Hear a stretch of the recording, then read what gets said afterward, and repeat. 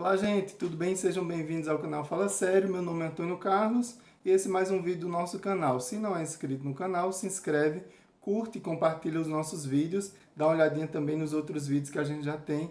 Então, hoje a gente quer falar um pouco, vai falar um pouco sobre o novo ministro da Educação, o Carlos Alberto, né? Carlos Alberto, ele entrou no ministério e fizeram com maior pompas, tal, por conta do seu currículo. Ocorre que, para variar, é mais um constrangimento para o Brasil e que me faz indagar o seguinte: como temos tantas pessoas qualificadas nesse país, tantas pessoas já dentro do próprio Ministério da Educação, que têm qualificações excelentes, experiências excelentes dentro do Ministério, e buscamos mais constrangimento. Não buscamos essas pessoas que já trabalham há tanto tempo e que têm experiência gigante sobre como funciona o Ministério da Educação, sobre como funciona a própria educação no Brasil e como trabalhar com ela. Pessoas que têm mestrado, doutorado, especializações, enfim, pessoas muito qualificadas. Daí, mais uma vez, como se achasse pouco, mais um militar dentro de um ministério, e agora no Ministério da Educação. Ele assumiu no dia 25 de junho com, como eu disse há pouco, currículo de que tinha pós-doutorado, doutor. Acontece que começou a desmoronar todo esse currículo. Como pós-doutorado, ele passou pela Alemanha, pela Universidade da Alemanha, mas não obteve, segundo a própria instituição, o título de pós-doutor. Na verdade, eles afirmam que ele passou lá como pesquisador. Já como doutor, a Universidade de Rosário, na Argentina, ela afirma que, na verdade, ele não chegou a defender a tese, não obtendo dessa forma o título de doutor. E como se não bastasse, até mesmo o título de mestre vem sendo questionado.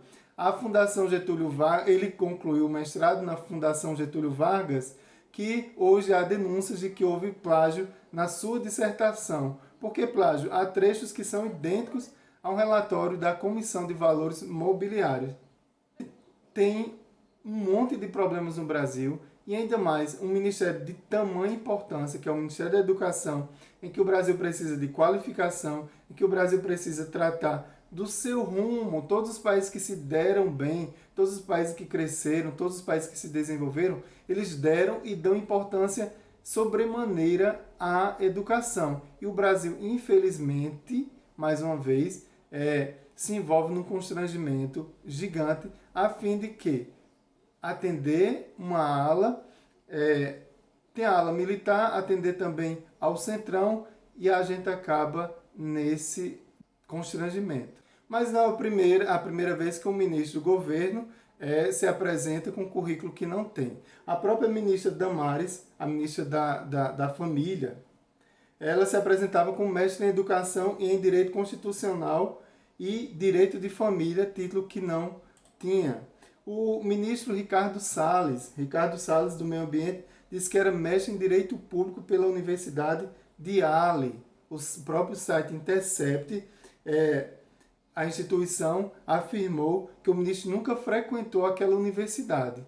Já o ex-ministro Weintraub, ninguém precisa nem falar com tantos erros de português para um ministro da Educação, em até notas que poderiam ser revisadas, que poderiam passar por o crivo de um revisor, está lá também declarações com um monte de erros de português, então não precisa nem a gente ir atrás de currículo. É bom que a gente reflita sobre essas alterações em todos esses currículos, esse falseamento de informações. A gente sabe que existe o crime de falsidade ideológica, falsidade em documentos públicos ou documentos privados.